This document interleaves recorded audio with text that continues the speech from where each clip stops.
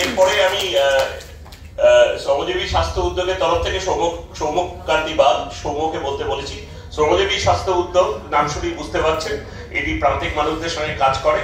তাদের সংগঠনের জায়গা থেকে তোমরা কিভাবে বিষয়টাকে দেখছো? শ্রমজীবী স্বাস্থ্য উদ্যোগ জয়েন্ট প্ল্যাটফর্ম ডক্টরসের বাকি যে সহযোগী সংগঠনগুলি তাদের সঙ্গে প্রথম থেকে রয়েছে, দীর্ঘদিন ধরে রয়েছে, এবং এই যে আন্দোলন এটার মধ্যে আমরা অঙ্গাঙ্গিভাবে রয়েছে, একদম সামনের সারিতে থেকেই রয়েছি। বাকি বক্তারা যা বলেছেন, যেমন হিরালাল দা ও উৎপল দা, রাজীব দা, সকলের বক্তব্যে আমার মনে হয় সবকটা পার্ট অনেকটাই মানে কাভার্ড হয়েছে যে থ্রেড কালচারের বিরুদ্ধে আমরা কতটা কি জায়গাতে রয়েছি।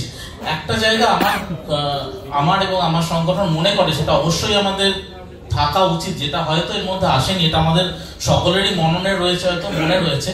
সেটা হলো এই থ্রেড কালচার যেমনি ডাক্তারদের মধ্যে রয়েছে, ডাক্তারদের যে স্তরগুলি বলা হলো সরকারি বেসরকারি সব জায়গায় রয়েছে, সেই সঙ্গে কিন্তু ডাক্তারি স্টুডেন্টদের মধ্যে রয়েছে, যেটাতে কিন্তু শুধুমাত্র স্টুডেন্টদের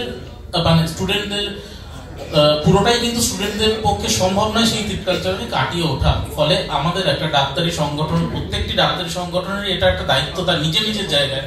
শিক্ষকদের এটা একটা দায়িত্বের মধ্যে পড়ে যে সেই থ্রেড কালচার গুলোকে স্টুডেন্টদের থেকে কিভাবে কাটিয়ে দেওয়া যায়।